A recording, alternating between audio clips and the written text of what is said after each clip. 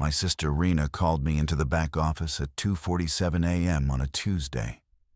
I remember the exact time because I'd been staring at my phone, counting the minutes until my shift at the warehouse started. She was sitting in our father's old leather chair, the one that still smelled like his cigarettes even 3 years after he died. And she had all 4 monitors lit up with the grainy feeds from our CCTV system. "Come look at this," she said. Her voice was flat, which scared me more than if she'd been screaming. Our house sits at the corner of Maplewood and 4th, in a neighborhood that was middle class 30 years ago, and now exists in that uncomfortable space between neglected and condemned. Dad installed the cameras in 2019 after someone broke into the garage. 6 cameras total, 2 facing the street, 1 on the backyard, 1 in the alley, and 2 covering the driveway. After he died, Rena maintained them. She checked the feeds every night before bed. I thought it was grief manifesting as vigilance. I never imagined it would save our lives. On the monitor labeled CAM2, which faced the east side of Maplewood, a man was walking in the middle of the road. That alone wasn't unusual. Drunks wandered through our neighborhood regularly. But this man was walking wrong. His left leg dragged behind him, not like a limp, but like he'd forgotten how to use it. His head hung forward at an angle that suggested his neck muscles had stopped working. "Watch," Rena said. She pointed at the timestamp. The recording jumped back 5 minutes. The same man appeared at the top of the frame, walking south. A woman came out of 412 Maplewood, Mrs. Herrera's place, with a garbage bag. She saw the man, called out something we couldn't hear. Then the man changed direction. Not gradually. He snapped toward her like a compass needle finding north. Mrs. Herrera dropped the bag and ran back toward her door. She made it inside. The man pressed himself against the door for 11 seconds, then resumed walking south. His movements had no frustration, no emotion.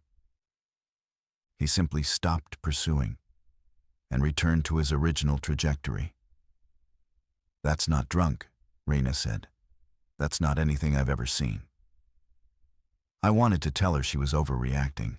I wanted to say it was drugs, or a medical episode, or something explainable. But I'd seen the way he moved, the mechanical redirection, the absence of human hesitation. My body understood before my mind accepted it. "There's more," she said, switching to CAM5, the alley camera. 2 figures were moving through the narrow space between our fence and the Hendersons' garage. Same dragging gait, same forward-hanging heads. One of them had a dark stain covering the front of their shirt. In the infrared image, the stain looked black. "When did this start?" I asked.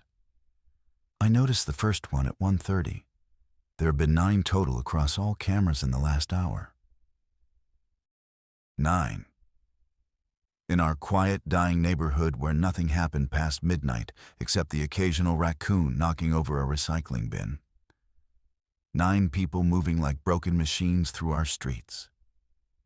Rena pulled up her phone. She'd already been searching local news, social media, police scanners. A Reddit thread from 2 hours earlier mentioned a disturbance at St. Andrew's Hospital, 6 miles east. Someone on Twitter posted a video from a gas station on Route 9 showing a woman attacking a clerk. The video was 30 seconds long. I watched it once and never wanted to see it again. "We need to wake up Mom," I said. "Not yet." Rena's eyes hadn't left the screens. "I need to understand what we're dealing with first. If we panic her without a plan, we lose time." That was Rena. 26 years old, 4 years older than me, and already thinking in systems, already calculating.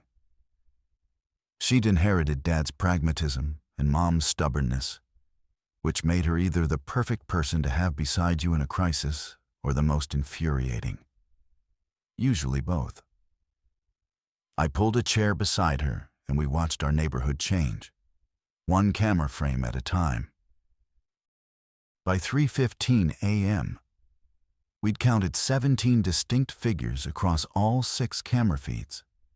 Rena had started a tally on a yellow legal pad, the same kind Dad used for his expense tracking.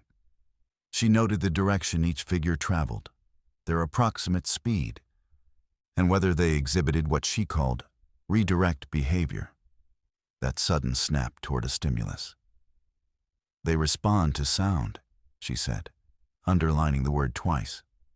Mrs. Herrera's voice pulled that first one. On CAM4, when the Henderson dog barked at 2:58, 3 of them redirected toward the fence. But they didn't climb it. They pressed against it for about 20 seconds, then continued their original path. So they can't climb, I said. Or they lose interest quickly when the stimulus stops. She tapped the pen against her lip. The dog stopped barking. They moved on. This analytical approach felt surreal. We were cataloging the behavioral patterns of whatever these things were like. Rena was writing a research paper. But I understood why. The analysis was armor. As long as we were observing and categorizing, we weren't feeling. And feeling right then would have broken us. CAM1 showed our front street, and a new figure appeared at the north end of the frame. This one I recognized. Gerald Whitmore, who lived 5 houses down. 72 years old, retired postal worker, always wore suspenders even in summer. He was wearing them now, red ones, visible even in the grainy night vision feed. His right arm hung at his side at a wrong angle. His mouth was open, jaw distended further than anatomy should allow. "That's Gerald," I whispered. Rena said nothing. She wrote his name on the pad, then crossed it out and wrote GWCAM-1, 3:17 a.m. heading south. She'd already made the translation in her head. Gerald wasn't Gerald anymore. He was a data point. I couldn't do that yet. I kept seeing him handing out peppermints to neighborhood kids from his porch. Kept hearing his laugh, which sounded like a squeaky door hinge. "We need to call the police," I said. Tried at 2:50. Busy signal. Tried 911. Automated message saying all operators are experiencing high volume. She showed me her phone's call log. 12 attempts in 25 minutes. I got through to the non-emergency line once. It rang for 4 minutes and disconnected. The infrastructure was already overwhelmed. Whatever was happening wasn't limited to our neighborhood. Rena switched to her laptop and pulled up a police scanner app. The audio was chaotic. Overlapping transmissions, dispatchers talking over each other, officers requesting backup that wasn't coming. I heard the phrase, multiple 1054s, repeated 3 times. I didn't know what that meant. Rena told me it was the code for a possible dead body. "How long do we have before they reach a density where we can't leave?" she asked. Not to me, to herself. She was calculating, running scenarios while I was still processing the image of Gerald shambling past our camera with his jaw hanging open. "We should wake Mom now," I said again. This time, Rena nodded. "Get her up. Tell her there's an emergency, but stay calm. Don't use any words that'll make her freeze. No zombie, no infected, nothing from the movies. Tell her there's a neighborhood disturbance and we're going to leave as a precaution. Pack a bag for her.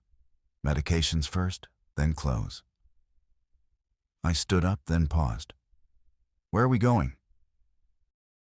"I'm still working on that. Give me 15 minutes. I left the office and walked down the hallway toward Mom's bedroom. The house was silent except for the refrigerator's hum and the distant sound of something I told myself was wind. Later, I'd realize it was a collective moan from multiple throats, carried across the still night air. But in that moment, denial was a mercy I granted myself. I opened Mom's door. She was sleeping on her side, one hand tucked under her cheek like a child. She'd been sleeping poorly since Dad died, up at all hours, wandering the house, falling asleep in random chairs. But tonight, she looked peaceful. I almost didn't wake her.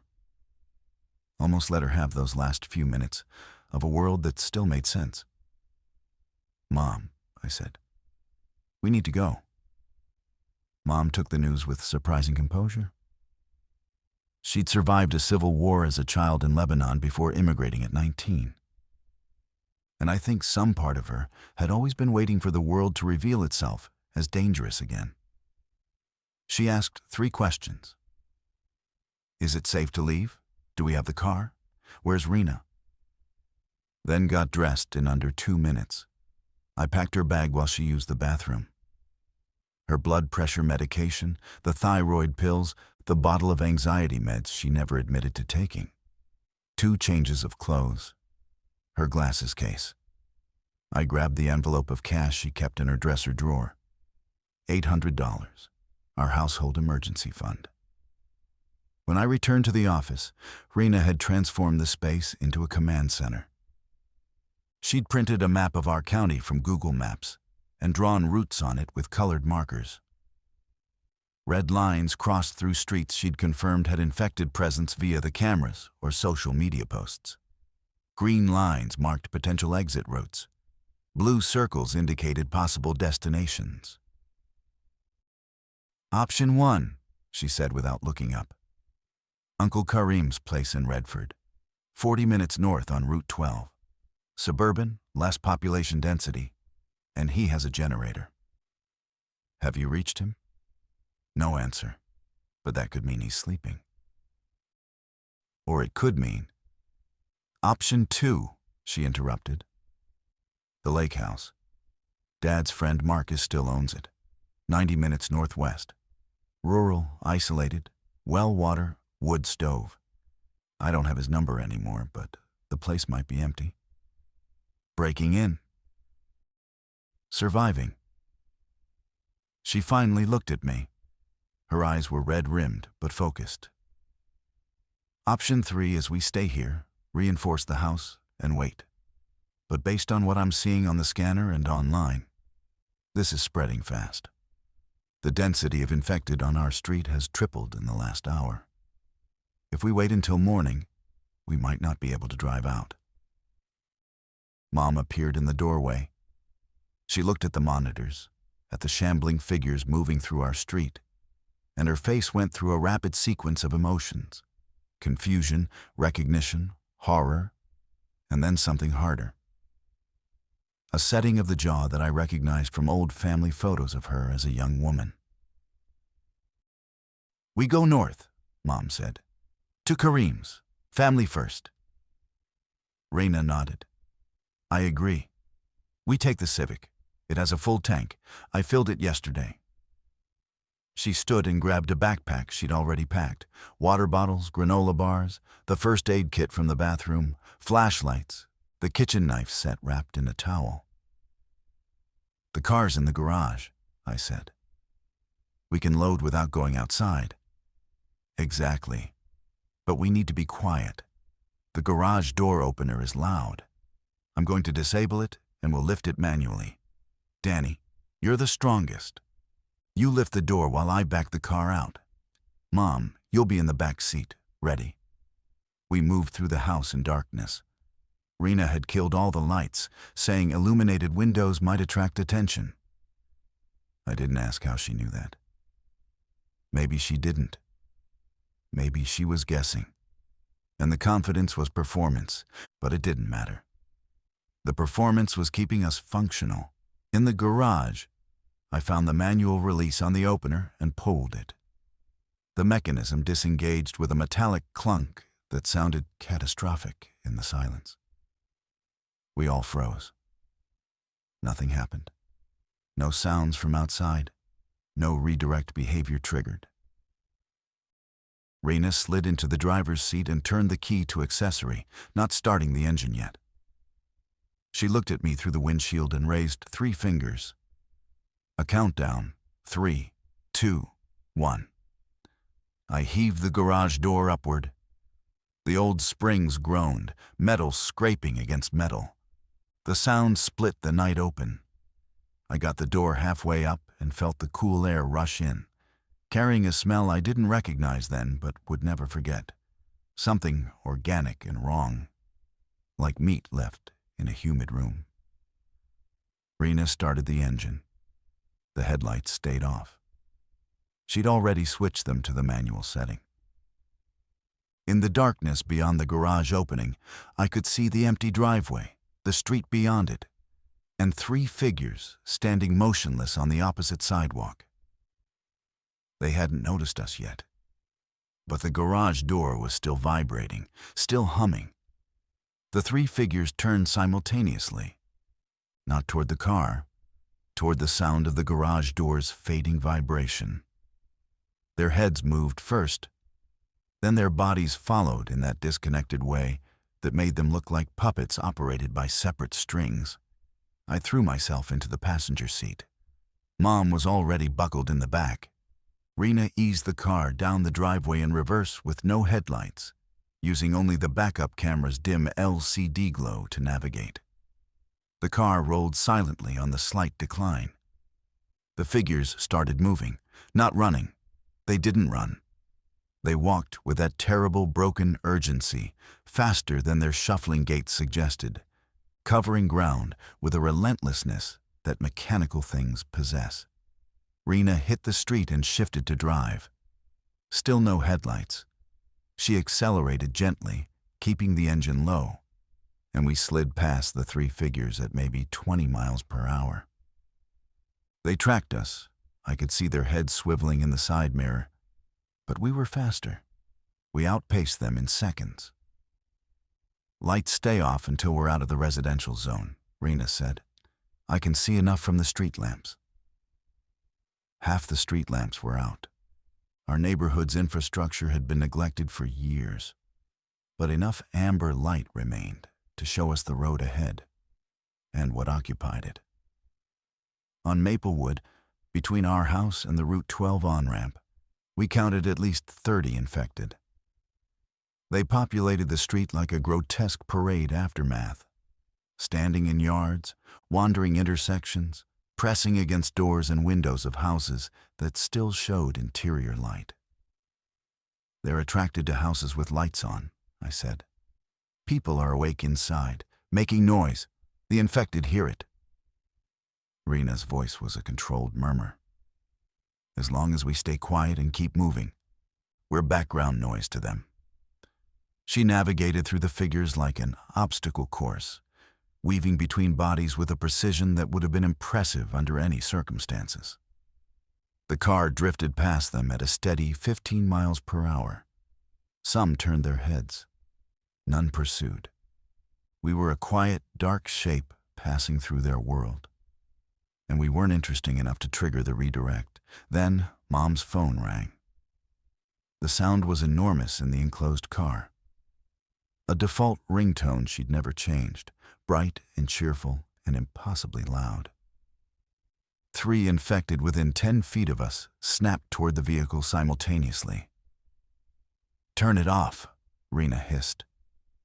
Mom scrambled with the phone. Her hands were shaking. She hit the wrong button twice before silencing it. But the damage was done. The 3 had oriented on us, and their movement changed. Faster now, more directed. They converged on the car's position. Rena accelerated. The engine rose from a whisper to a growl, and every infected within earshot responded. Heads turned, bodies redirected. The quiet escape became a visible flight. "Hold on," Rena said, and pushed the Civic to 40. We blew past a cluster of 6 figures in the intersection of Maplewood and Birch. One of them was close enough that its hand dragged across the rear quarter panel. a sound like fingernails on a chalkboard that made Mom cry out. "Don't look back," Rena ordered. "Danny, navigate, which turns to Route 12. I pulled up the mental map. I'd driven this route 1,000 times. Right on Birch, then left on Commercial. The on-ramp is half a mile past the Sunoco station. Rena took the right hard. The tires squealed on cold asphalt. Now we had headlights on. No point hiding anymore. The beams cut through the darkness and showed us Commercial Street, which under normal circumstances was a quiet 4-lane road connecting our neighborhood to the highway. Tonight, it was a graveyard of stopped cars. A line of vehicles stretched ahead. Some with doors open, some with engines still running, some with windshields cracked and dark stains on the glass. An evacuation attempt that had already failed. People had tried to flee hours ago, apparently, and hadn't made it. "We can't get through that," I said. Rena was already looking, calculating. "Sidewalk," she said. "The right sidewalk is clear for at least 200 yards. We can fit." "That's insane." She was already mounting the curb. The Civic bounced onto the sidewalk with a violence that threw me against the door. Mom grabbed the headrest in front of her. Rena kept both hands steady on the wheel, threading between a fire hydrant and a bus stop bench with inches to spare on either side. The sidewalk was cluttered but passable. Newspaper boxes, a toppled bicycle, scattered garbage from an overturned can. Rena drove over everything that wasn't structural, the car thudding and scraping but maintaining speed. To our left, the line of abandoned vehicles sat motionless. To our right, darkened storefronts reflected our headlights back in distorted flashes. Between the stopped cars, infected wandered. I could see them moving in the gaps, reaching into open windows, pressing against car doors, clustering around vehicles where interior lights still glowed or radios still played. One car had its alarm going, and at least a dozen figures surrounded it, hands flat against the metal, mouths open. "Don't look," Rena repeated. She was saying it for herself as much as us. We reached the end of the sidewalk, where it narrowed at a bus shelter. Rena cut back onto the road, squeezing between two stopped SUVs with a metallic shriek as our mirrors folded inward. Then we were through, and the road ahead opened partially. The jam thinned here, leaving a narrow channel in the center lane. The Sunoco station appeared on our right. Its canopy lights were still on, casting a fluorescent glow over the pumps. A car had crashed into one of them, and gasoline pooled across the concrete in an iridescent slick. No fire, mercifully. But I saw movement inside the station's convenience store. Shadows behind the glass that moved too erratically to be shopping. Past the Sunoco, the Route 12 on-ramp rose on our left, and it was clear. Whatever traffic had jammed Commercial Street hadn't reached the ramp itself. Rena accelerated up the slope, and for the first time since leaving the garage, I felt something loosen in my chest. The highway appeared. 4 lanes northbound, 4 lanes south. The northbound side had moderate traffic, cars moving at speed, headlights streaming in organized lines. It looked almost normal. People fleeing, yes, but fleeing in an orderly way. The infrastructure held here. The lines between civilization and collapse were geographic, I realized. Some areas had fallen. Others hadn't received the news yet. We merged into the right lane at 60 miles per hour. Mom let out a breath she'd been holding for what seemed like minutes. Her phone showed the missed call, Uncle Kareem. She called him back immediately. He answered on the second ring. "Miriam, where are you?" His voice was tight. "We're on Route 12 heading north," Mom said. "We left the house. Kareem, have you seen—" "Yes," Stay on 12. Don't take the 9 interchange. I heard it's blocked. Come straight to us. Layla is packing provisions. How far out are you? 35 minutes, maybe, Rena called from the driver's seat. Drive safe. Don't stop for anything. If someone flags you down, don't stop. You understand? We understand, Mom said. The call ended. Silence filled the car again, but a different kind now. The silence of forward motion, of a plan working, of distance growing between us and the thing that wanted to unmake us. I watched the road behind us through the side mirror. The city's glow was still visible, amber street lights, a few scattered building illuminations. But as I watched, sections went dark, not gradually, in blocks, like someone was pulling plugs from a switchboard. The power's going out behind us, I said. Rena saw it in the rear view. Grid's overloading, or they're shutting it down intentionally. She pushed our speed to 70. Either way, we're ahead of it. We were ahead of it, for now. But the darkness spread northward with a speed that suggested this wasn't a local event. Whatever had started in our neighborhood, or at St. Andrew's Hospital, or wherever the true origin was, it wasn't staying put. It was following the same roads we were, carried in the blood and breath of everyone who'd escaped too late to still be themselves. The highway carried us for 20 minutes before the first sign of trouble ahead. Brake lights appeared in clusters, then in a continuous red line. Traffic thickened from flowing to sluggish to stopped. Rena downshifted, and we crawled forward at 5 miles per hour, surrounded by other cars full of other families with the same idea. This isn't the interchange, I said, checking the mile markers. We're still 4 miles south of the 9 junction. Something's blocking us before that. Rena's fingers tightened on the wheel. She lowered her window an inch and listened. Horns ahead, shouting. And beneath it, a rhythmic thumping sound I couldn't identify. A man in a pickup truck beside us rolled down his passenger window. Owner. He was maybe 50, wearing a John Deere cap. And his face held the particular expression of someone forcing calm over panic. Military checkpoint, he called over. National Guard set up a screening point. They're checking everyone. Screening for what? I asked. Bites, infections. My buddy texted me from 2 miles up. They're turning people back if anyone in the car shows symptoms. Rena and I exchanged a glance. None of us were bitten.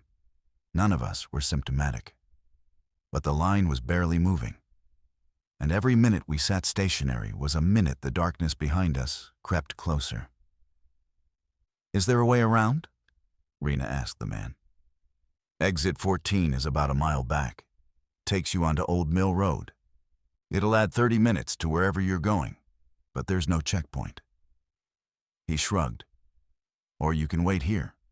Some folks have been stopped for 2 hours already. Rena didn't hesitate.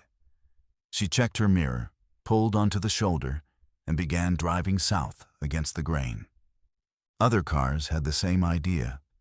A stream of vehicles on the shoulder heading back toward exit 14. It was illegal and dangerous, and no one cared.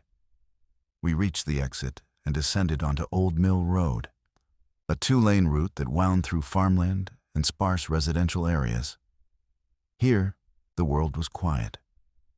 Dark fields stretched on either side, broken by occasional farmhouses with their porch lights still burning.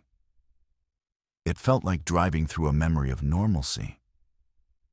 Uncle Karim said don't take the 9, Mom reminded us. He didn't say anything about this road. Old Mill connects to Bishop's Lane, which crosses into Redford from the east, Rena said. I know the route. I used to drive it when Route 12 had construction. For 10 minutes, we drove in relative peace. The road was empty ahead of us, and the rear view showed only darkness. No following headlights, no shuffling figures, just pavement disappearing into night. Then we passed a farmhouse with every light blazing and a woman standing on the porch, waving her arms at us. Raina slowed. I put my hand on her arm. Karim said, "Don't stop." I know what he said. But she was already looking. The woman was middle-aged, wearing a bathrobe, and behind her I could see 2 children pressed against the screen door. Young children, maybe 6 and 8. Raina, we can't. I know we can't. Her voice cracked on the second word. She accelerated past. In the mirror, I watched the woman's arms drop to her sides. The children's faces disappeared into the dark house. Mom said nothing. She was praying. I could hear the whispered Arabic, the familiar rhythm of verses she'd taught us as children that we'd never memorized fully. We drove another 5 miles before Raina spoke again. There will be more of that. People needing help. We can't save everyone. I know. I need you to know that I know that too. I'm not cold. She stopped, swallowed. If we stop for everyone, we stop permanently. And then Mom doesn't make it. She was right. The logic was flawless and the morality was rotten. And both of those things were true simultaneously. That was the first lesson of this new world. Being right and being good were no longer the same thing. Bishop's Lane appeared on our left, marked by a faded green sign. Raina turned north. 20 minutes to Karim's house. Uncle Karim was waiting in his driveway with a flashlight when we pulled up. His house sat at the end of a cul-de-sac in a development that had been built in the early 2000s. Uniform 2 stories, with attached garages and small, precise lawns. At 4:30 a.m., every house on the street was lit. People were awake. People were watching. Karim pulled Mom into an embrace the moment she stepped from the car. He was Dad's younger brother, shorter, thicker, with the same heavy eyebrows and the same habit of holding people too long when he hugged them. His wife Layla appeared at the door, ushering us inside with the efficiency of someone who'd already been preparing for hours. Their house smelled like coffee and cardamom. The kitchen counter was covered in supplies: canned goods, water jugs, batteries, candles.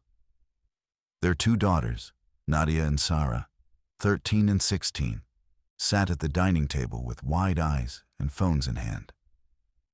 Sarah was scrolling through what I assumed was social media, her face illuminated in erratic flashes.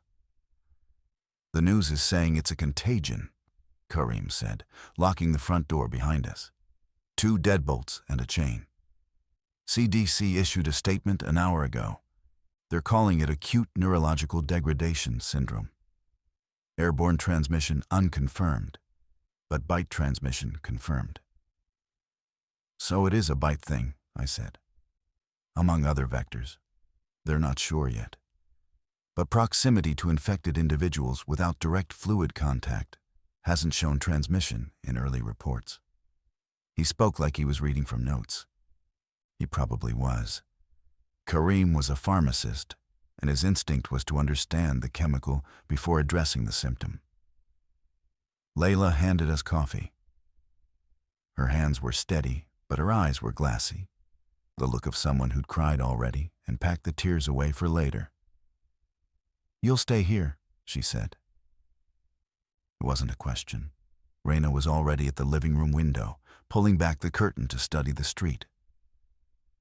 "How many infected have you seen in this area?" "None directly," Karim said. "But the Patels 3 doors down. Their son came home from the city around midnight. His wife was driving. She'd been bitten on the forearm. They took her inside." He paused. "The lights went off at their house 40 minutes ago." The statement hung in the room like smoke. We all understood what it implied. "Have they come out?" Raina asked. "No, nothing. No sound, no movement. But I moved the cars into the garage and told the girls to stay away from windows." Rena turned from the curtain. We need to board the first floor. Every window, every glass door. Do you have plywood? In the garage. I bought sheets last summer for the deck project I never finished. Good. Danny and I will handle it. Kareem, do you have tools? Drill, screws? He nodded, already moving toward the garage. Rena followed. I stood for a moment in the kitchen, watching Mom sit down at the table with Nadia and Sarah. She put her arms around both girls and pulled them close, murmuring something I couldn't hear. The girls leaned into her. They'd lost their grandmother, Mom's mother-in-law, 2 years ago, and Mom had filled that space for them. Seeing them fold into her was the first thing that made me feel something other than adrenaline. It was warmth, and it hurt more than the fear. I followed Rena and Kareem to the garage. The plywood was stacked against the far wall, 8 full sheets, 4 by 8 each. More than enough for the first floor windows. Kareem's drill was cordless, fully charged. He had boxes of 3-inch deck screws. We do this quietly, Rena said. The drilling will make noise. We do one window at a time, then pause and listen. If we draw attention, we stop and reassess. Kareem looked at her with an expression I recognized.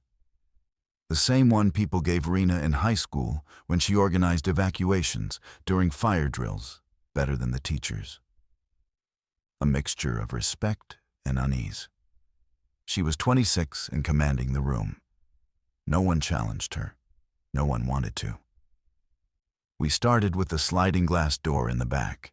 The screws bit into the frame with a whine that sounded like a scream in the pre-dawn quiet. By 6 a.m., every ground floor opening was covered. The house had transformed from suburban comfort into something resembling a bunker. Plywood over glass, furniture pushed against external walls, interior rooms designated for sleeping and storage. Rena had organized it like triage zones.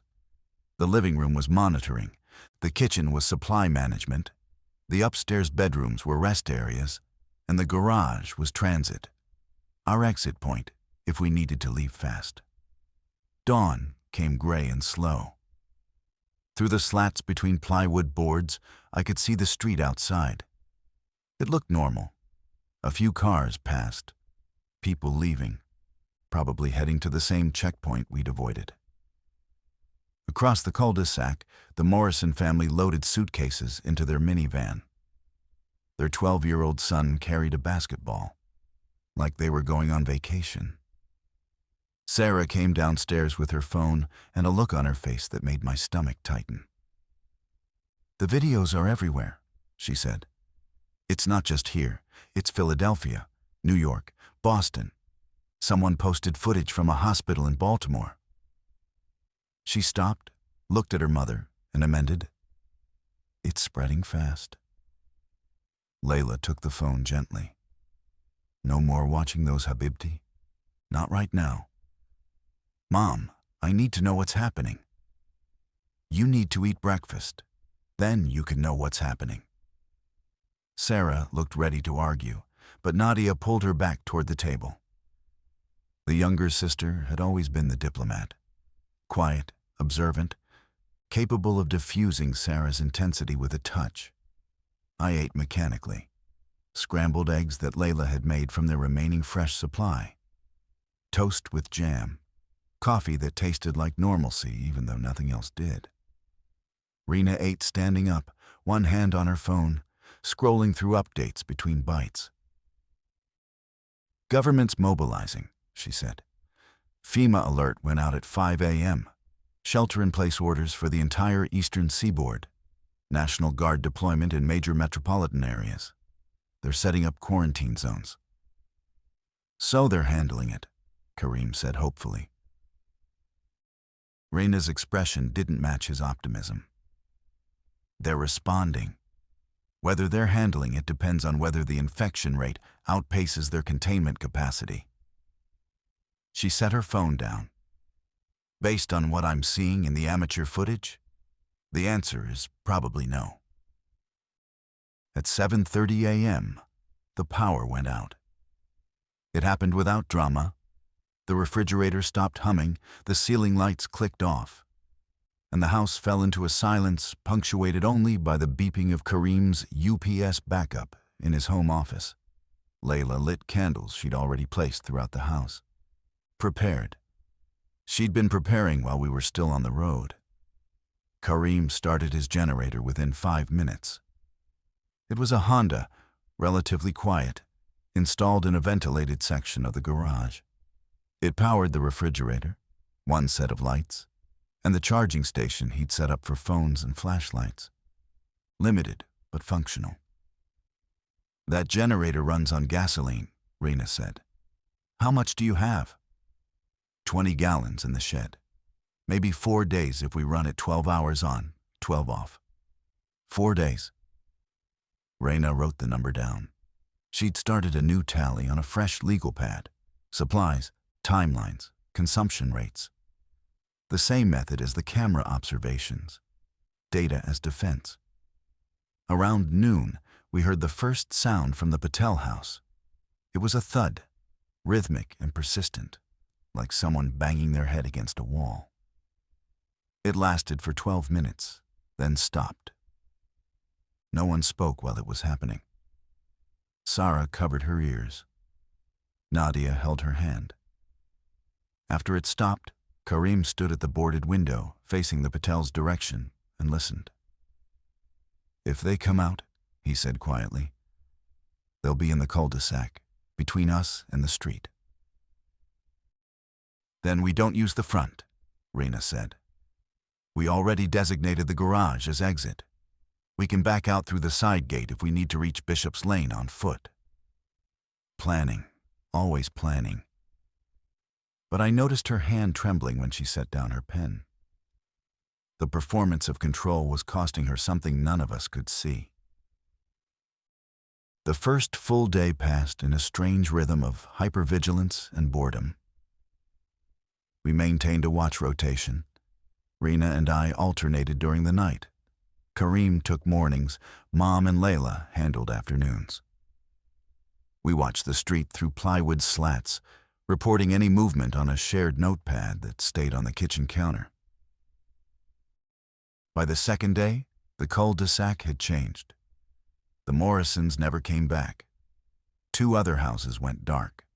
Families who left, or families who didn't have a choice. The Patel house remained silent after that initial thudding, but none of us believed it was empty. Sarah became our information conduit. Her phone still had cellular signal, degraded but functional. And she curated news with a maturity that surprised me. She'd create summaries, confirmed safe zones, CDC updates, military positions, infection spread maps. She presented them at dinner like briefings, her voice steady, her eyes older than 16. On day 3, the cellular signal died. Sarah brought her phone to Rena with a blank expression. Nothing. No signal, no data, nothing. She'd already tried restarting, removing the SIM, checking settings. The network was gone. Could be tower damage, Kareem offered, or load collapse. Too many users. Or they shut it down, Rena said. No one asked who they were. Without information, the house felt smaller. We were sealed inside with our assumptions and our fear, and no way to verify either. The radio, an old AM/FM unit Kareem kept in the garage, picked up only static on most frequencies. One station, far away and faded, played an automated emergency broadcast on repeat. The same message every 4 minutes. Shelter in place, conserve resources, await further instruction. Await further instruction, Rena repeated, her voice bitter. From whom? The dynamic shifted on day 3. Without external information, without the illusion of a system working to save us, We became our own government. And governments need consensus, which was something our group hadn't yet established. Karim believed we should stay. The house was secure, the supplies adequate for 2 weeks if rationed, and the military would restore order. He'd grown up trusting institutions. They'd given him a pharmacy license, a mortgage, a path from immigrant to professional. Institutions worked. Rena believed we should plan to leave. The infection spread was exponential based on the last data we'd received. Cities were falling. Rural areas would follow as fleeing populations carried the infection outward. Staying meant waiting for the wave to reach us. Mom sided with Karim. Layla sided with Karim. Sarah, unexpectedly, sided with Rena. "Look at the pattern," Sarah said at dinner on day 3. Every safe zone they announced was overrun within 24 hours. The military checkpoint slowed movement, but didn't stop transmission.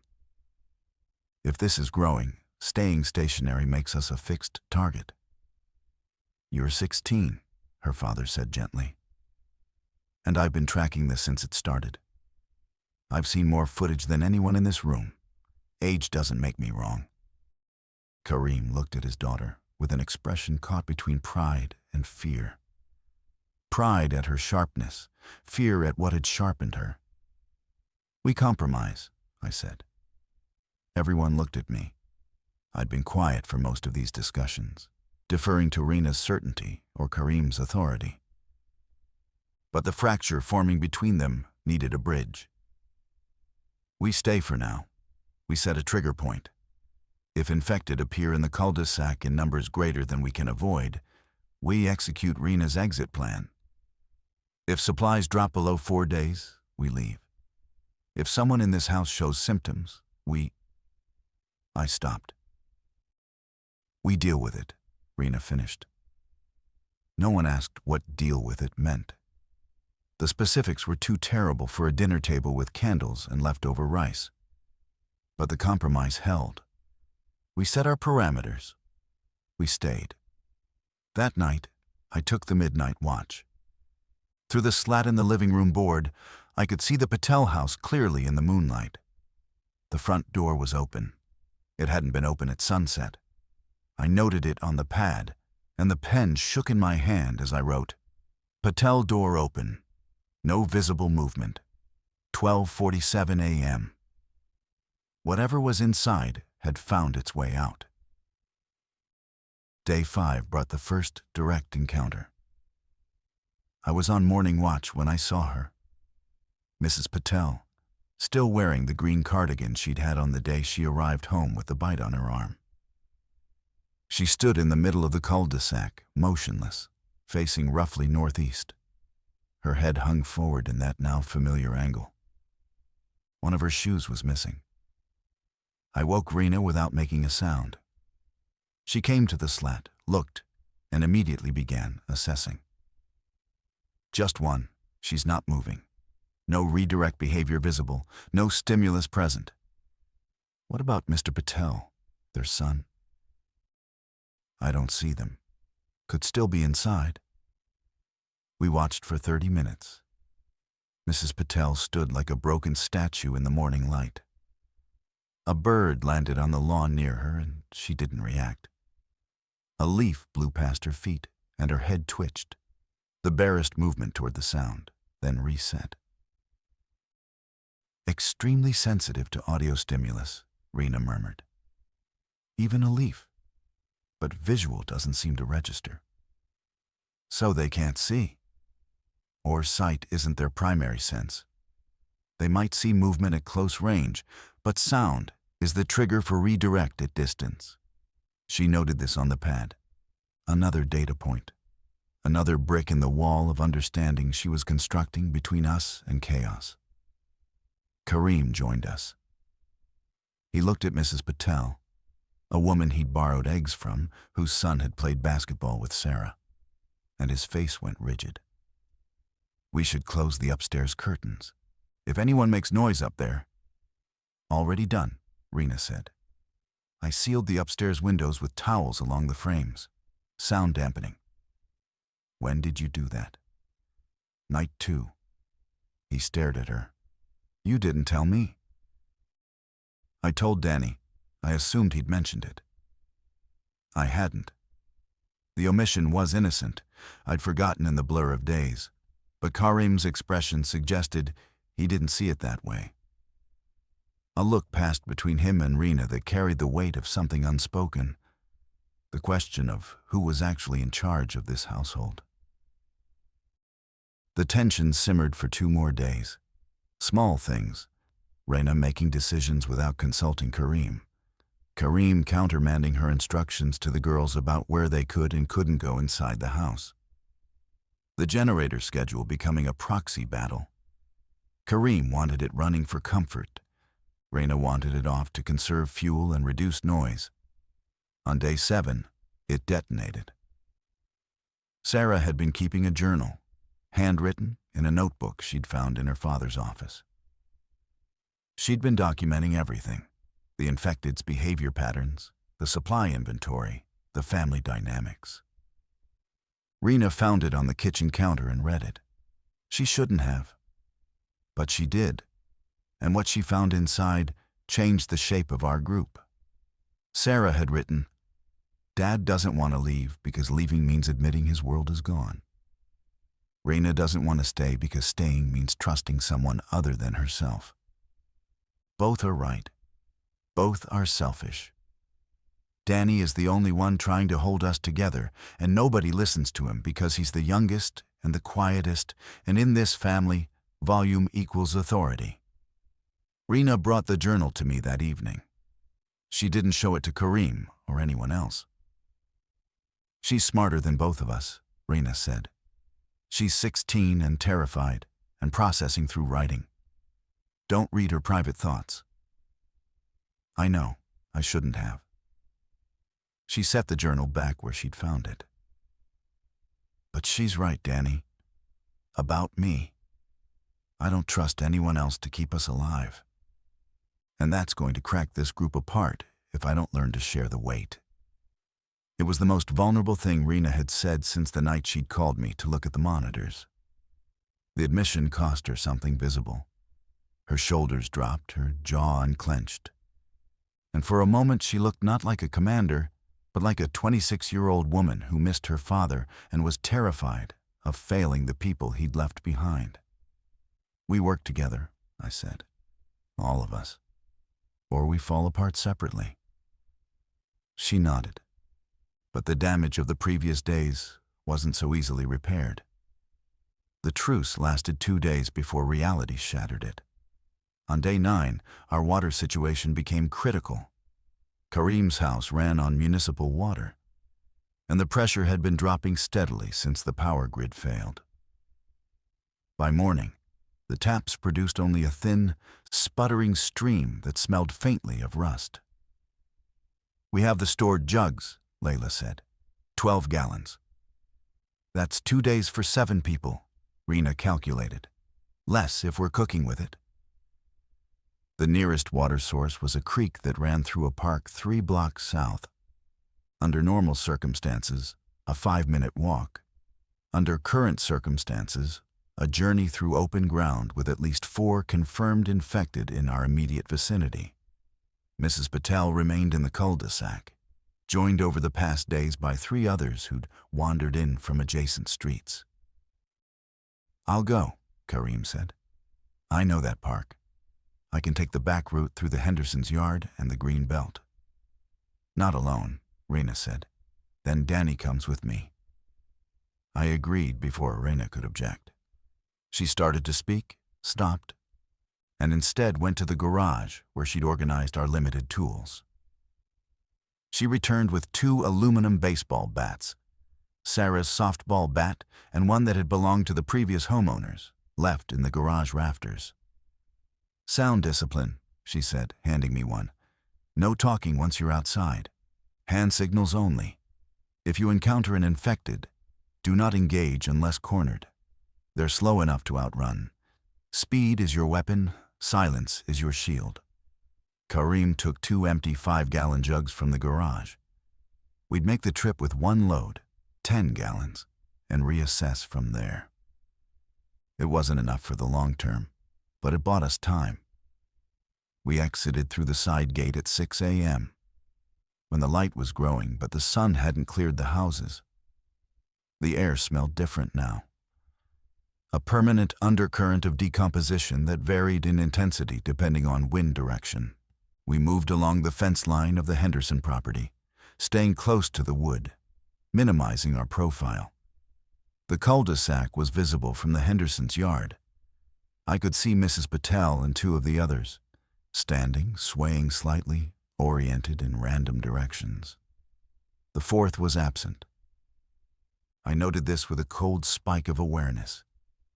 Where was the 4th?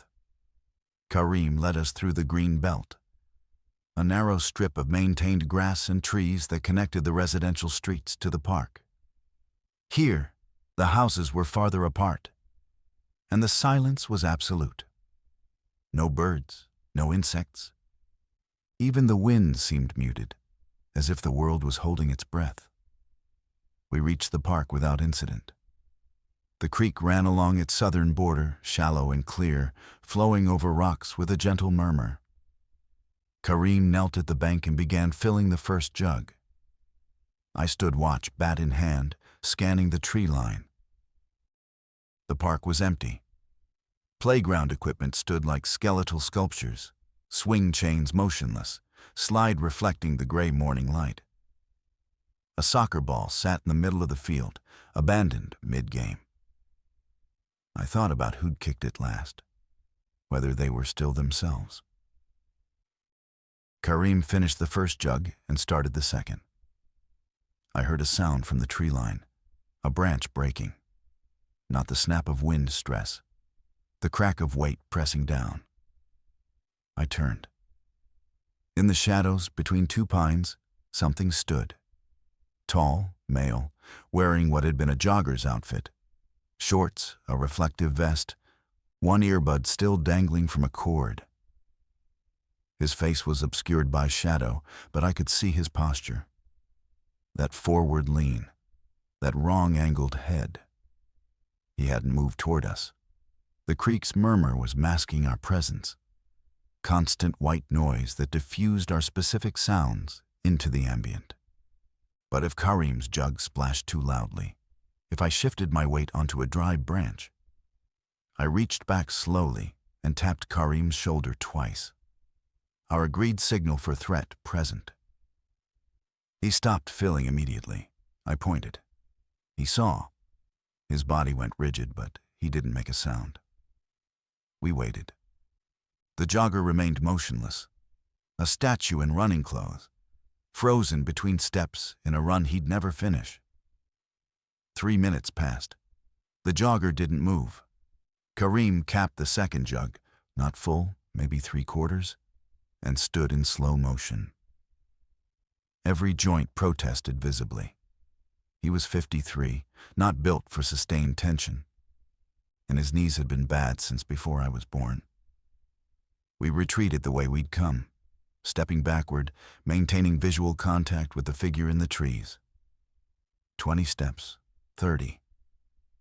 The jogger remained fixed, head tilted, as if listening to something we couldn't hear.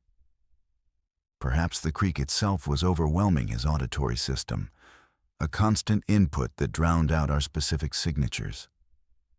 We made it back to the green belt, then the fence line, then the side gate. Rena was waiting, her face tight. She'd been watching our return through the upstairs window. "You were gone 22 minutes, she said. "One infected in the park, a jogger. He didn't detect us." "The creek noise," Rena said immediately. "Sound masking, that's useful." Even now, she was cataloging, learning, building the manual for survival that none of us had been issued. The 10 gallons bought us 2 more days, but the underlying problem remained. Our resources were finite, and the world outside was not getting safer. Day 10 brought a new development that forced the conversation we'd been avoiding. Sarah woke us at 3 a.m. with her hand over her mouth, tears streaming. She'd been sleeping beside the boarded window in the upstairs room and had heard something through the plywood. She led Rena and me to the window, and we pressed our ears to the wood. Voices, human voices. Not the moaning of infected, but actual speech, muffled, distant, coming from somewhere to the south. Multiple people, speaking rapidly with the cadence of argument. Survivors, I whispered.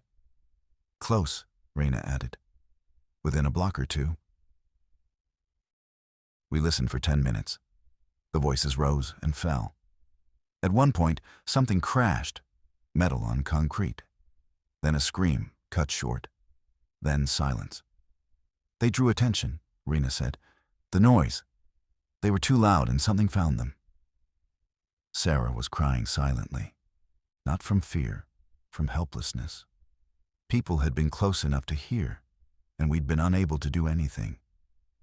The woman on the porch with the children. Now this. The accumulation of helplessness was eroding something in all of us. The next morning, Kareem called a family meeting at the dining table. All 7 of us. He set a candle in the center. The overhead light was off to conserve generator fuel, and spoke with the formality of someone who'd rehearsed. I was wrong to insist we stay indefinitely, he said. The supplies are diminishing. The infected population in our area is growing. The external assistance I believed would come has not materialized. He looked at Rena. You were right about the exponential spread. I apologize for dismissing your assessment. Rena's face softened. You weren't wrong to want stability, Kareem. I wasn't right to bulldoze your authority in your own home. I'm sorry too. Layla reached across the table and squeezed both their hands. Where do we go? She asked. Rena pulled out the map she'd maintained since our first night. Red marks had spread across it like an infection of their own. Areas we knew or assumed were compromised. But one green circle remained. The lake house. Marcus's property, 90 minutes northwest, deep in rural territory with low population density and natural resources. It's a guess, Rena admitted. I can't confirm it's safe, but the logic is sound. Isolation reduces exposure, natural water source, wood for heat and cooking, defensible terrain. When do we leave? I asked. Tomorrow, pre-dawn. Same protocol as our first escape. Quiet, dark, fast. 2 cars this time. Danny drives the Civic with Mom and the girls. Kareem and Layla ride with me in their SUV. We bring everything we can carry. 7 people. 2 vehicles, 1 destination. And between here and there, 60 miles of road we couldn't predict. Kareem stood and extended his hand to Rena. She shook it. The fracture healed, not fully, not without scar tissue, but enough to hold weight again. We left at 4:15 a.m. on day 11. The pre-departure protocol took longer than planned. Loading supplies in silence, checking vehicles with flashlights held low, mapping our route one final time. Rena had charted the path on paper since we had no GPS. Old Mill Road south to bypass the cul-de-sac infected, then west on County Route 7, then northwest on rural highways until the lake. The first obstacle came before we left the development. Our cul-de-sac now held 6 infected. Mrs. Patel and 5 others, clustered loosely near the center like a broken constellation. Our garage door, even lifted manually, would create noise. Rena's solution was elegant. Kareem started his generator at full power in the garage with the ventilation fan running, creating a sustained noise source inside the sealed space, while the infected oriented toward the garage. We opened the side gate and pushed both vehicles, engines off, in neutral, down the slight decline of the driveway and onto the street. I pushed the Civic with my shoulder against the door frame, one hand on the steering wheel through the open window. Mom sat inside, ready to pop the clutch once we had enough momentum. The SUV was heavier. Kareem and I pushed together while Raina steered. The infected twitched. Their heads turned toward us, not directly, but searching, confused by the competing sound from the generator. Mrs. Patel took 2 steps toward our position, then redirected back toward the garage. The generator's hum was louder than our footfalls. Barely. We reached the end of the cul-de-sac. The downhill slope of the connecting street gave us momentum. Mom popped the clutch, and the Civic's engine caught. Quiet, restrained, the sound masked by distance from the infected. Raina started the SUV's engine, and seconds later, we drove. Old Mill Road at pre-dawn was a corridor of fog and shadows. The headlights cut through moisture so thick it reflected back in the solid white sheets. Raina led in the SUV. I followed in the Civic at a 2-second gap. The girls sat in my back seat, Sarah on the left, Nadia on the right. Mom rode shotgun, clutching the envelope of cash she'd insisted on bringing, though money might have already become meaningless. "Music?" Nadia asked quietly. "Not yet, sweetheart." The first 5 miles were clean. Empty road, empty fields. The occasional dark farmhouse. Then we hit County Route 7, and the world reminded us it wasn't going to let us pass unchallenged. A bridge crossed a narrow river at the junction of 7 and Old Mill. It was a 2-lane concrete span, maybe 80 feet long, and it was blocked. Not by vehicles, by bodies, a pile of them, stacked deliberately across the roadway like a barricade. They weren't infected. They were dead, actually dead. Someone had placed them there. Raina stopped the SUV 50 feet from the barricade. I pulled alongside her. She lowered her window. "Trap," she said. "Someone made this, living people. To stop cars, to slow them down, make them get out and clear the road. Then..." She didn't finish. She was scanning the tree line on both sides of the bridge approach. "We turn around, find another crossing. The next bridge is 12 miles south. That adds 30 minutes and takes us closer to populated areas." I looked at the barricade, counted 6 bodies, stacked waist-high across both lanes. The shoulders of the bridge had concrete barriers, no way around. Going through would mean moving the bodies by hand, exposed, in a location someone had clearly set up for predatory purposes. "South," I said. 12 miles is better than an ambush." Raina reversed. I followed. We'd lost time. But time lost was different from time ended, and I was beginning to understand that efficiency was a luxury reserved for the world we'd left behind. As we pulled away, I saw movement in my mirror. A figure emerging from the tree line near the bridge. Human, upright, holding something long and angular in their hands, watching us leave. Not infected. Something potentially worse. Someone who'd adapted to the new world by becoming its predator rather than its prey. The southern bridge was clear. A simple wooden structure over a shallow stretch of river, single lane, no barriers. We crossed without incident. The planks groaning under the SUV's weight, but holding firm. On the other side, County Route 7 stretched west through rolling farmland. The sun rose as we drove. Golden light spread across the fields, and for a few minutes the world looked deceptively peaceful. Autumn colors in the trees, dew on the grass, a hawk circling high above. If you didn't look closely at the farmhouses, if you didn't notice the doors hanging open and the vehicles crashed into ditches, you could pretend. Sarah leaned forward from the back seat. There are people at that farm. I looked left. A large property set back from the road. Barn, house, outbuildings. People moved in the yard. Living people, clearly. Purposeful movement, coordinated activity. They were loading a truck. A man saw our two vehicles passing and raised his hand. Not waving, signaling. Stay away. They're fortifying, Mom observed. Like we did.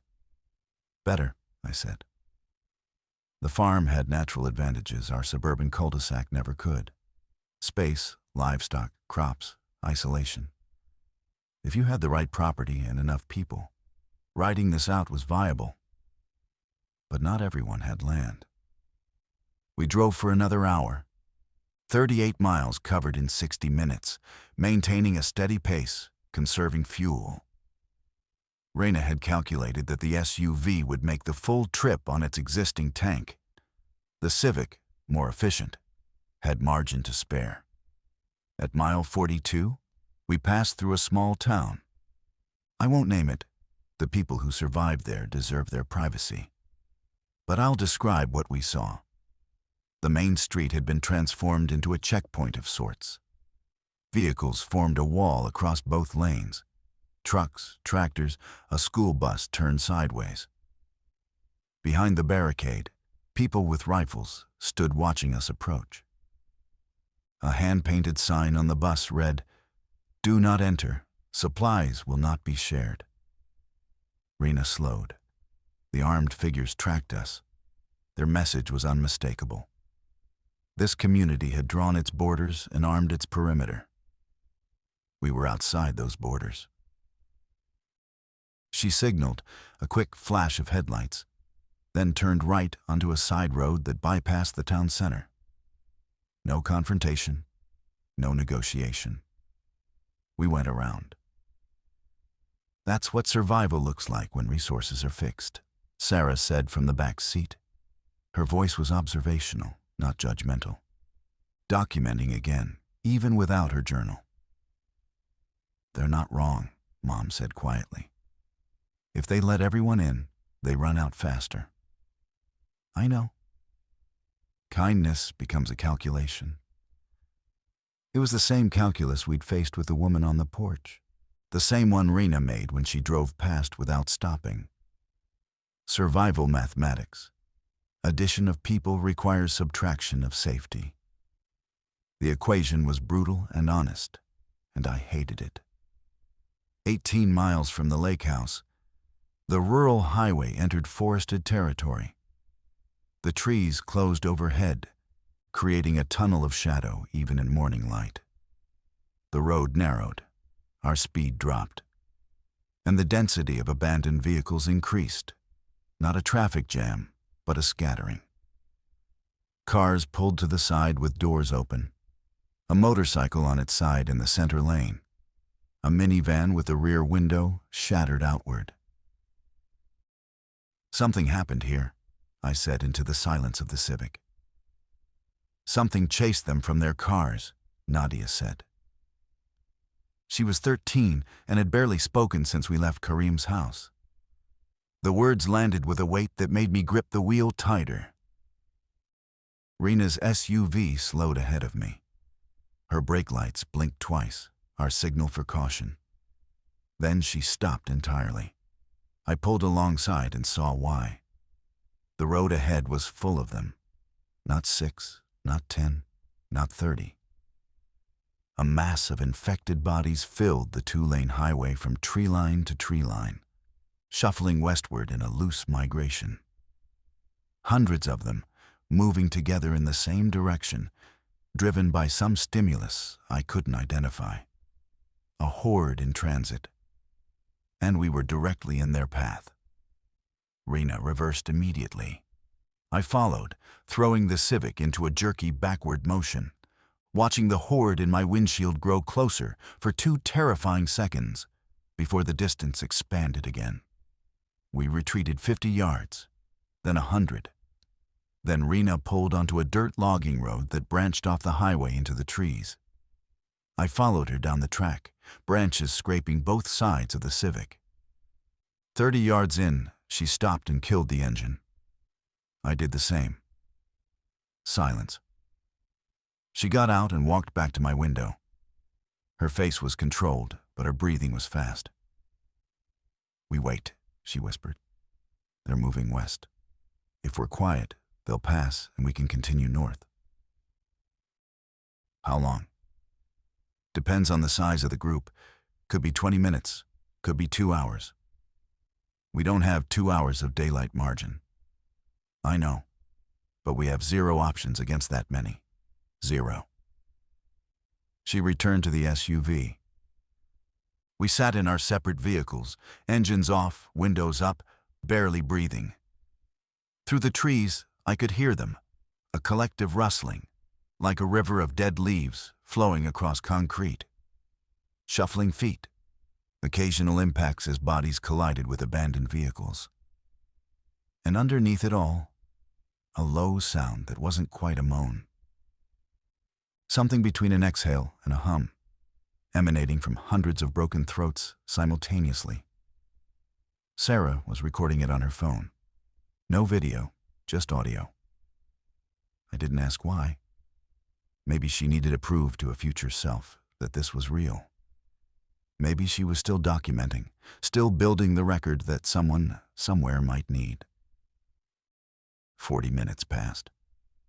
The sound diminished gradually, like a rainstorm moving away. The rustling thinned. The collective hum faded. I watched Raina in the SUV ahead of me. She had her window cracked, listening, measuring the absence of sound with the same precision she'd measured its presence. At the 50-minute mark, she started her engine. I started mine. We crept forward to the highway junction, and she stopped, getting out to look both directions on foot. She stood on the asphalt for a long moment, then waved us forward. The road was clear. Not entirely. Bodies lay scattered on the pavement.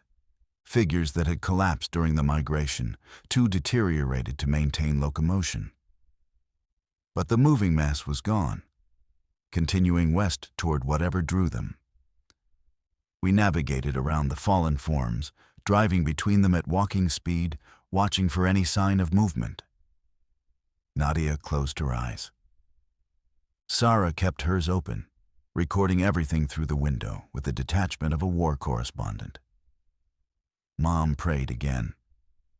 I could hear the whispered Arabic from the passenger seat, faster now, more urgent. We cleared the field of fallen infected in 4 minutes that felt like 40. The road opened again, the forest thinned, and a sign appeared. Lake Haven, 8 miles, 8 miles, 15 minutes at careful speed. The end of our journey was visible in numbers, if not yet in landscape. I felt the tension in my shoulders begin to release, and immediately caught myself. 8 miles was not 0 miles. 15 minutes was not safety. The space between almost there and there was where people died, where relief made them careless, where the exhale came one breath too soon. Raina accelerated slightly, not recklessly, but with purpose. She felt it too.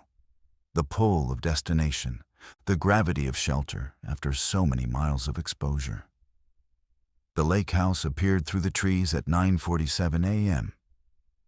A single-story wooden structure with a green metal roof, set back from a gravel road on 3 acres of cleared land. The lake behind it caught the morning light and threw it back in silver fragments. A dock extended from the shore, weathered but intact. The property was fenced, split rail, decorative rather than defensive, but marking boundaries nonetheless. No vehicles in the driveway, no lights in the windows, no movement anywhere on the property. Either Marcus's lake house was empty and waiting for us, or it was empty because something had already come and gone. Raina stopped at the gate. I pulled behind her. We sat, watching, listening to the absence of sound that could mean safety or could mean the quiet before violence. We cleared the property in pairs. Raina and I took the house. circling it first, checking windows, testing doors. The back entrance was unlocked, which could have meant carelessness or abandonment. Inside, the air was stale but clean. No smell of death, no signs of struggle. The furniture was dusty, the kitchen empty, the beds made with that tucked precision of a house between visitors. Marcus hadn't been here in months, maybe longer. The lake house was waiting, preserved in amber, unaware of the world's transformation. Karim and Layla cleared the outbuildings, a tool shed, a small boathouse by the lake, a storage structure that turned out to contain firewood stacked floor to ceiling. Seasoned and dry, months of heat. The wood stove in the house's main room was cast iron, well maintained, with a clean flue. The water situation was immediately better. The lake was fresh, fed by a mountain stream. A hand pump behind the house drew from a well. Karim primed it and water flowed clear and cold after 30 seconds of effort. Not municipal, not treated, but boiling would handle purification. We brought everything inside. 2 vehicles worth of supplies, the food from Karim's kitchen, the medical supplies, tools, blankets, clothing. Rena organized it in the house's second bedroom, transforming it into a stores room with categorized sections. She'd mapped this in her head during the drive, I realized. Already assigning rooms, designating functions, optimizing the space before she'd seen it. By noon, the house was operational. The wood stove heated water. The hand pump filled our containers. The food, rationed carefully, could sustain 7 people for 9 days. After that, we'd need to supplement. Fishing, foraging, whatever the land could offer. We made it, Layla said, standing at the kitchen window that overlooked the lake. Her voice held wonder and disbelief in equal measure. We made it here, Rena corrected gently. Now we need to make it work. The distinction was important. Arrival wasn't survival. Arrival was the end of flight and the beginning of building. Different muscles, different fears. Running was about speed and instinct. Staying was about planning and endurance. The slow, grinding work of sustaining life when every system designed to support it had collapsed. That first afternoon, we established routines. Wood collection in pairs, never alone. Water runs at dawn and dusk. Fishing from the dock during daylight hours only, the lake was visible from the house, monitored at all times.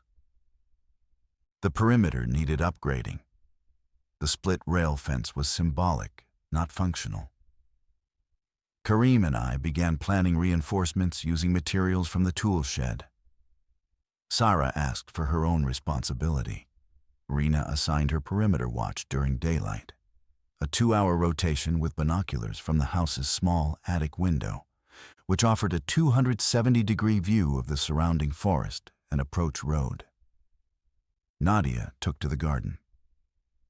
Behind the house, Marcus had maintained a small plot. Overgrown now, but with volunteer tomatoes and herbs still producing. Nadia knelt in the dirt and weeded with a focus that seemed therapeutic. Her silence since the journey wasn't withdrawal, I realized. It was concentration. She was adapting by becoming useful, by making small things grow in soil that didn't know the world had ended. Mom cooked.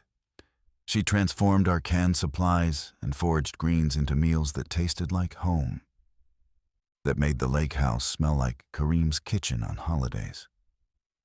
She understood something the rest of us hadn't articulated, that survival wasn't just about bodies continuing to function. It was about souls remaining intact, and souls needed warmth and flavor and the ritual of gathering around a table. That evening, all 7 of us sat together in the main room, wood stove crackling, candles lit against the early dark. For the first time in 11 days, no one was on watch. No one was planning the next move. No one was calculating consumption rates or escape routes. We were just people.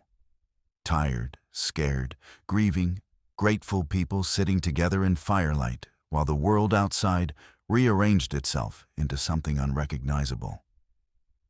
The days at the lake house developed their own architecture.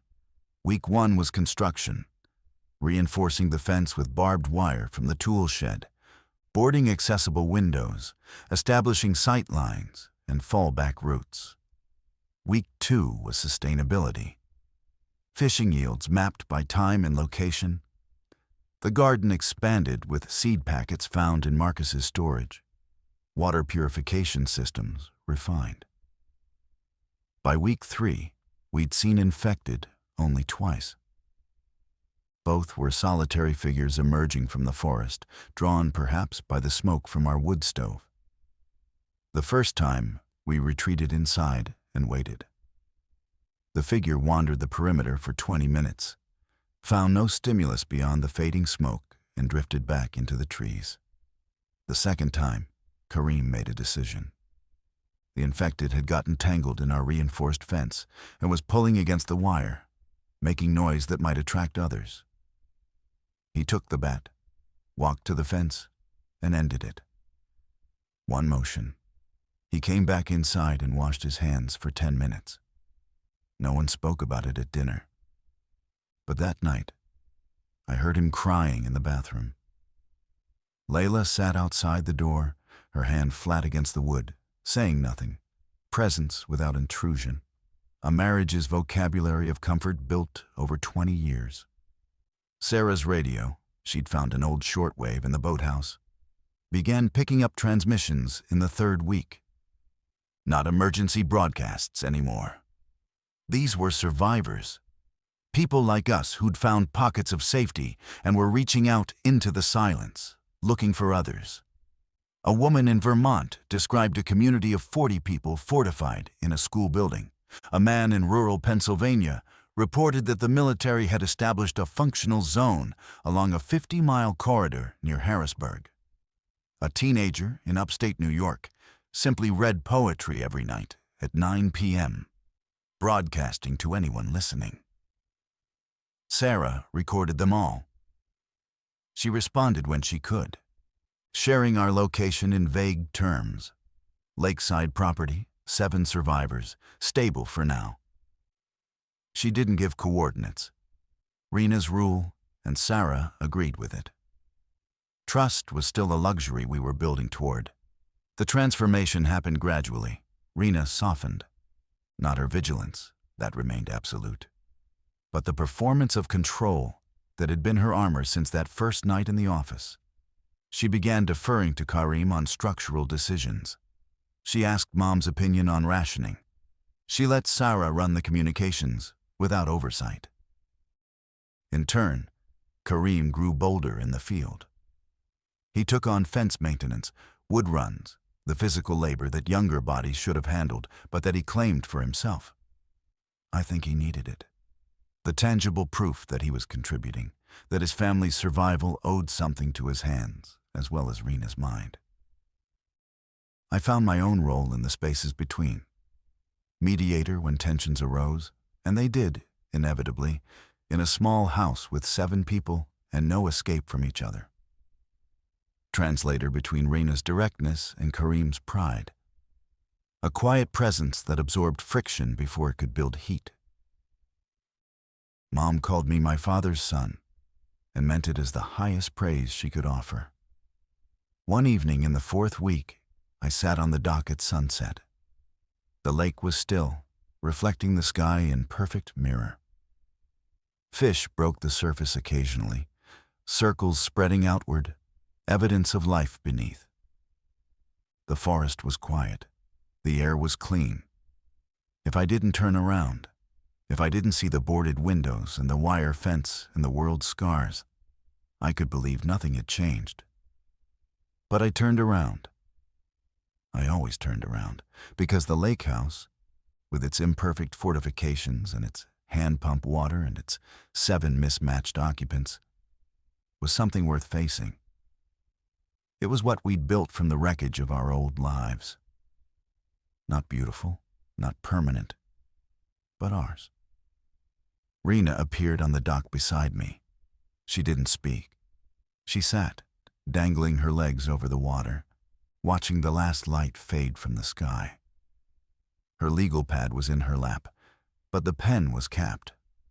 Nothing to calculate, nothing to plan. For the first time since that night in the office, she was simply present. And that felt like the most radical act of survival I'd witnessed. The radio changed everything in week 5. The transmissions from Pennsylvania grew more detailed. A coordinated zone with agricultural land, medical facilities, and a population of several thousand. They were accepting survivors. They were rebuilding. Not just hiding, not just enduring, but constructing something that looked forward instead of backward. Sarah brought the information to a family meeting. She'd verified it across multiple broadcasts, cross-referencing details, testing for consistency. Her journalism instincts, untrained but sharp, had developed into something formidable. "It's real," she said. 200 miles south. They have supply routes, rotating patrols, a governing council. They're broadcasting coordinates on a rotating schedule to prevent hostile interception. 200 miles, Karim said.